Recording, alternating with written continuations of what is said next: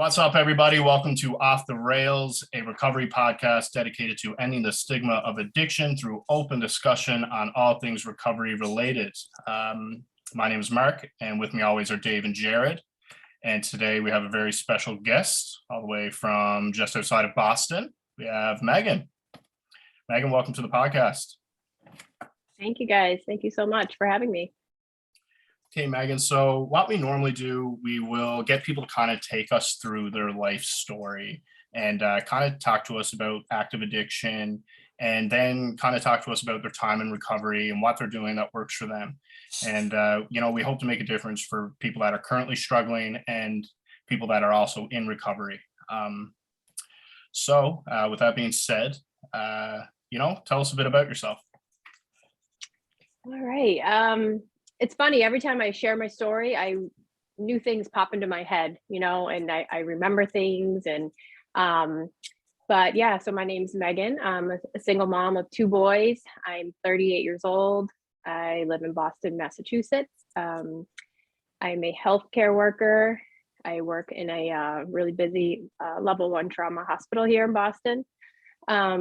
I've lived in Boston 20 years, but I'm originally from Buffalo, New York. I moved here when I was just turned 20.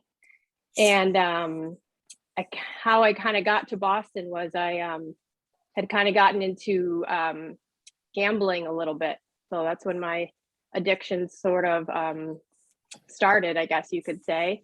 And I was spending every penny that I was making as a waitress, gambling, just trying to chase that rush, that win, that high, never to really win. I wasn't good or anything, but I just always feel like I had that hole somewhere inside of me that I was, trying to search for something to fill it. So I guess you could say my addictions kind of started there. As far as alcohol, I had my first drink in 9th grade. So I was probably about 14, 15 years old, and it wasn't a good experience. I got sick, and then I didn't drink again for a while till I was probably in my early 20s.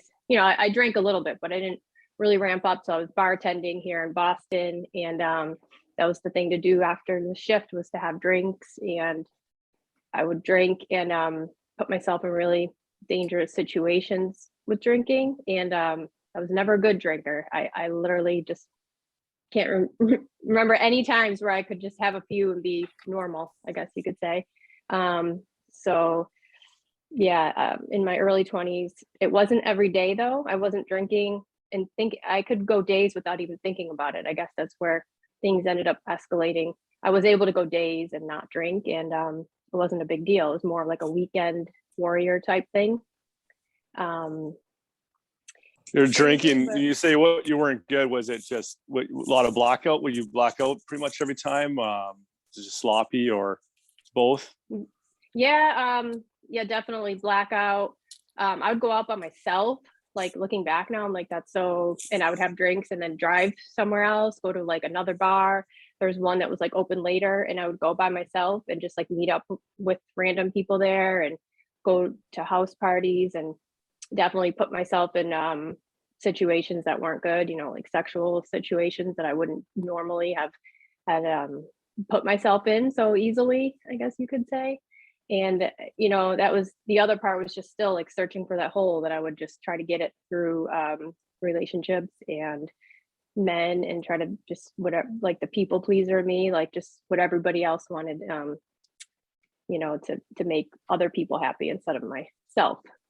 But yeah, definitely blackouts and some not good, dangerous situations. Megan, I had a quick question. So growing up, were you kind of taught about addiction, or were you kind of surrounded by addiction at all? Yeah, so not really. Like, my mom didn't drink. And if she did, I would be upset. I would say, like, moms don't drink. Like, I was afraid of everything as a kid, which is why I had never got into drugs in my life, thankfully, because I was afraid. So I guess I thought like alcohol was the safe thing because it's legal and everything like that. But my mom didn't drink. My dad drank, but I guess I just thought it was like normal. I didn't really have any like active addiction in my family growing up. I had a pretty normal childhood until my parents divorced when I was 13, and that definitely was a big factor in a lot of things for the rest of my life. I was really it really upset me, I guess you could say, and because we did have like a great family to me, and so I took that really hard for many years. Yeah, I had a similar situation, so it can be very difficult. So take us back. You're now in you said you were in your 20s and you're kind of drinking on the weekends. From there, did it escalate at all? Yeah, so thankfully, when I was 24, I had my first son. So I think that stopped me from it really escalating to anything worse, but it really just was just like horrible drinking, getting sick after I drank, again, like just being ridiculous, like probably like embarrassing and completely forgetting things. And then so yeah, so I had my son, and then I didn't really drink for a while. It really wasn't a thing. I didn't think about it.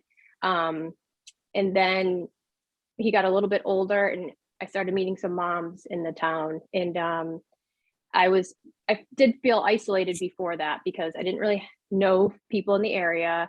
My family, again, I didn't live near them, so I was really alone. And my husband at the time, I'm divorced now, but my husband at the time worked a lot, so I was literally like just me and my son, who he had a lot of health issues, so it was tough. And then yeah, so I met all the moms in the town, and kind of started drinking more, and it was involved in like everything, play dates. I'd get invited over and be like, oh, come over, it's snowing, like snow party, and they'd be having mimosas in the morning, and it's like, oh, okay. Like, so literally slowly started to like escalate, like, just being introduced to everything at the kids' baseball games. Everybody has like a cooler, and but then I discovered wine, I guess, around that time. This was probably 2012, and I discovered wine, and really just started drinking alone. Like, again, my ex-husband worked a lot, so I was alone a lot. So I started just drinking, and that probably went on for years, of me just drinking wine. But again, really wasn't too bad. It didn't get bad. We'll fast forward then until about 5-6 years ago, when I was going through my divorce, and that's when things really escalated with my drinking. And yeah, the divorce was like really hard on me. I had a lot of guilt for the kids and everything, and I was scared. I really had never like lived on my own, and I had no family, so I started really drinking a bottle of wine pretty much every night that I wasn't working, and that went on for like 4 years straight. And but I was really good at like keeping everything together in my life. Like, I never missed work. I was really never late to work. I was good at like working my drinking around like all my priorities in life. Yet I was just very unhappy. And I began to just think that that's how you're supposed to feel every day, that you're supposed to feel hungover, you're supposed to feel like lethargic. And so I really, at the end of 2020, I found myself in a really deep depression, and where I had told my little brother, who he lives out in California, I had told him one night, I could see how people want to like end their lives, that they just feel that hopeless, that that it really wouldn't matter if they're around or not. And that's when I knew, like, okay, this is really a problem, and that I needed help. Meanwhile, during those 4 years, I did try to stop a million times. It was constant, like, all right, I'm gonna like no drinking on the weekends, or no drinking alone, or only a half a bottle of wine. Like, it was constant trying to like it was so much work trying to keep alcohol in my life. Like, it was a full-time job to try to keep it in my life.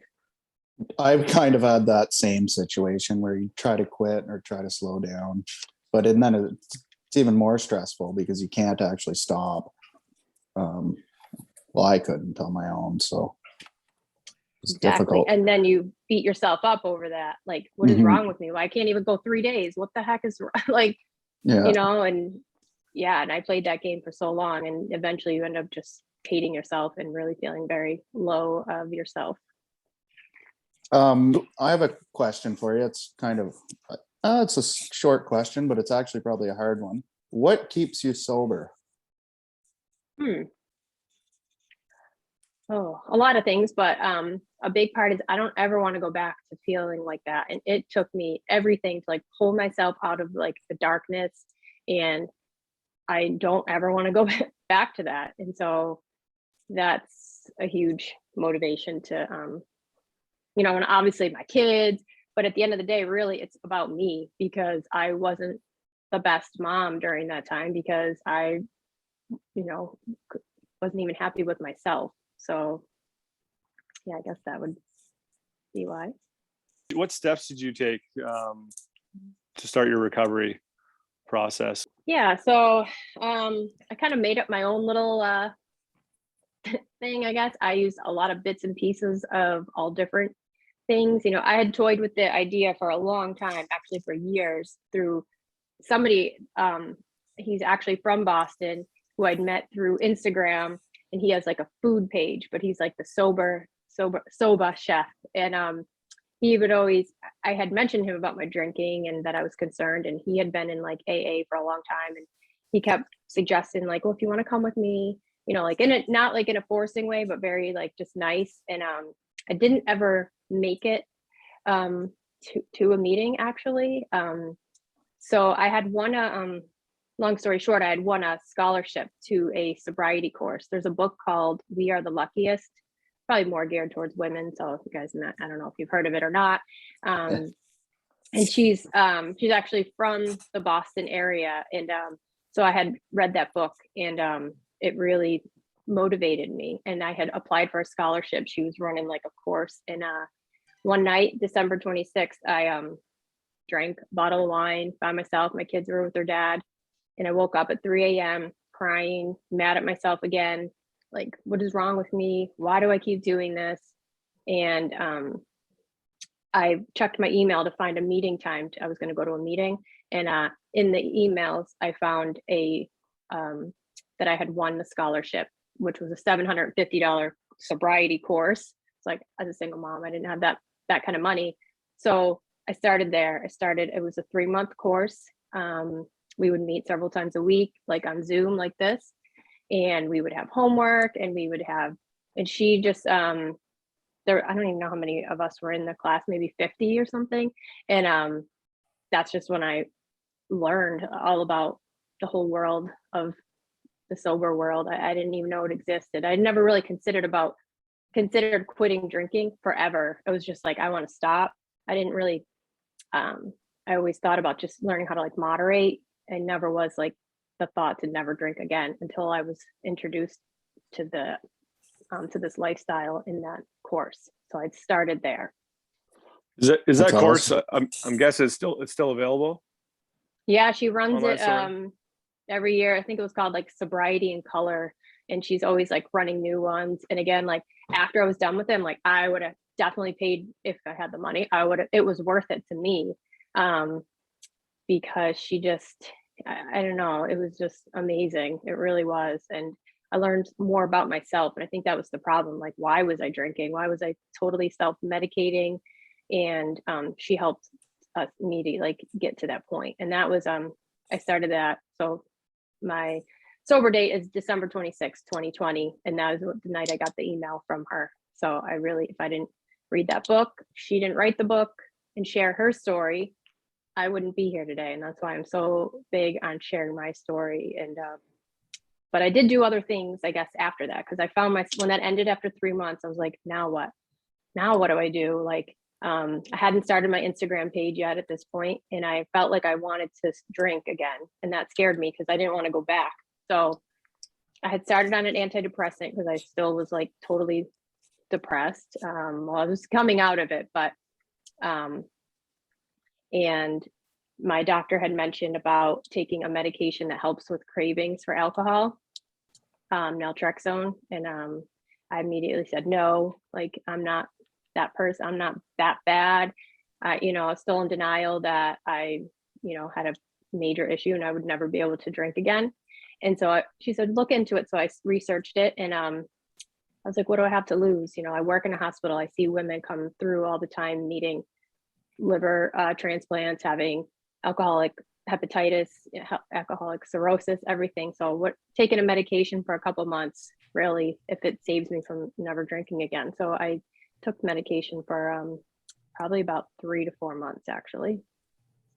Megan, I have a quick question, and I was talking about this with my sister earlier. So I was really, when you said it, it kind of caught me off guard a bit. But you mentioned when you met up with other moms, and we were talking about how there's almost like a culture with moms and drinking wine, and you know, like, I can't wait to have a glass of wine after dealing with kids. And do you think this kind of contributes to, like, or almost glorifies drinking wine and kind of contributes to abusing alcohol a bit? Oh yeah, I mean, definitely. Like, I actually was talking about this earlier today, that or the other day, someone had asked me, like, what is mommy wine culture? And it's just like promoting drinking to moms and women, that like they deserve this drink after a hard day of being a mom. And you know, it's on babies' onesies, it's on t-shirts, like I wine, so mommy needs wine. Like, it's totally promoted, and and that was another book I had read called Quit Like a Woman that opened my eyes to this, to how the big alcohol companies target women, really, in particular, especially moms, and to say that it's okay to drink and that you should drink, and it's gonna help you be a better mom. And it's really totally promoted, and now I really see it everywhere. And yeah, like, it was girls' night out, like, constantly there was girls were going out for drinks, and it always involved alcohol, and like a lot. And yeah, before that I didn't really go out once I became a mom, till I got introduced to that world. I mean, we even went on a 40th girl Nashville trip and 20 girls, and this was before obviously I stopped drinking, and there's a lot of drinking involved. And yeah, I definitely think that the whole mommy wine culture thing is a problem, and it's a huge problem now, especially since the pandemic. Women and men, it seems like men like go to get treatment more often, but what would you say to a woman who's sinking in her addiction and is too afraid to ask for help? Yeah, see, this is a huge thing too, and this is like a big problem right now, is that women sometimes do go to their healthcare providers. You know, there's like a checklist. Are you concerned with your drinking? Do you drink? Do you smoke? And I even had a girl in one of my meetings recently. She went to her doctor and said, I'm concerned with my drinking. And she's like, you don't really mean that, right? And the girl was like, no, I don't. And that was her moment where she was trying to reach out to somebody and tell someone, like, hey, I'm struggling. But like, on the outside, for the most part, like, I feel like women really good at hiding it, holding themselves together, doing everything, holding a job, taking care of the kids. And so we don't look like somebody who would be struggling at night. Did that answer your question? I think I went off on like a tangent because No, it did. head. Yep. Yeah, I think women are definitely, it's harder for women to get help. Like, I know I had Google search like rehabs, outpatient rehab, inpatient. You know, I was so bad. I was like, I want to go away and somewhere for like a month. And I tried to tell my family even that I was concerned with my drinking, and my mom kind of shot me down. Now she feels so bad. She's like, I didn't know like that it was that bad, you know? So even me just trying to like tell my family that I was I mean, my brother always listened to me, I feel like, and he was definitely one of my biggest supporters in the beginning of this, and still is. I was going to get you to tell us a bit about your Instagram page. Okay. So when I started my Instagram page, I literally thought I was like a pioneer. Like, I didn't know the whole world of sober Instagram at the time. I think I started mine in like June last year. And but I had started Sobahsistahs because it's like in Boston, they don't say there are. So instead of sober, it's soba. Like that's just how people talk here. So I had a group chat actually with 3 other moms in my town who all wanted to quit drinking. We are all single moms too. I do notice it's a lot of single moms that are struggling. So we had a group chat on our texting, and that was what it was named. And we would always be talking and trying to, oh man, I drank again last night, and trying to just support each other. So I was like, you know what? You guys don't mind if I steal this name, and I'm going to start an Instagram account with it. And I just started it, and it's been such a huge support for myself. And then it just, all of a sudden this fire came out of me where I was like, I need to help people. I am a helper. I work in healthcare. I've always wanted to help people and all that. And now this is like just something I feel like I'm going to do forever. And I host like 3 sobriety support groups for women 3 times a week. And I started that in October and haven't missed it yet. And it's just a beautiful thing. Can you tell us a little more about those? Are those open to anyone? Or to reach out first, or? Yeah, it's open to any women. Sometimes I have like said, maybe I'll start like a group for men and women, because I'm like, nothing on guys. I don't know like everything about that. This is, I know about women. So, and I feel like women will open up more when it's just a closed group. But yeah, so anybody can join. I usually say like, message me if you want to join, and I'll send you the Zoom link. That way I kind of don't put it out there to the world, and I show up with like people who shouldn't be there or creepers, or I don't know, you never know with Instagram. So I'm just make sure, like I'll go to someone's profile and make sure that they're because people are sharing their deepest, darkest feelings that a lot of times they haven't even shared with their loved ones, with their family, and this is their first time like even talking about that. They either think that they might have a problem or that they do. Yeah, it's unbelievable. I mean, I've had so many people that come at the point where I was at, and now they're 5 months sober. Now they're, it's incredible. That's amazing. I know with me, and I can probably speak for these guys too, but we shared our experience on social media and started this podcast. And I think it gets easier talking about it, but I was wondering for you, like sharing your story and reliving your past, does it get easier talking about it, or is it still hard talking about it? I want to say it is easier talking about it. I do really love talking about it, but sometimes I am worried sometimes when I talk about it, especially like my ex-husband. We have a really not great relationship at all. It's very yeah, it's horrible. So I always like worry, like, is he gonna find my Instagram page and use it against me, or something like that, like that I'm not a good mom. But I know that that's obviously not true. But I guess at that part, that's really the only thing that scares me or whatever. But I love talking about it. And like I said in the beginning, like every time I talk about it, like more, I'm still like learning about this. I've always known I kind of had an addictive personality. Even on things that are healthy for me, I always go like crazy on working out sometimes, or a diet sometimes, or shopping, and just always trying to fill that void. But no, I love sharing my story, and always just hope that it helps at least one person who's struggling, and that makes it all worth it. Do you find like this leadership role you've kind of taken on, do you find that helps hold you accountable and motivates you in your sobriety? Yeah, absolutely. It definitely does. And when I really first started it, I always knew that I tried to book as many things that I could to make sure that I knew I wouldn't drink, around this time of night.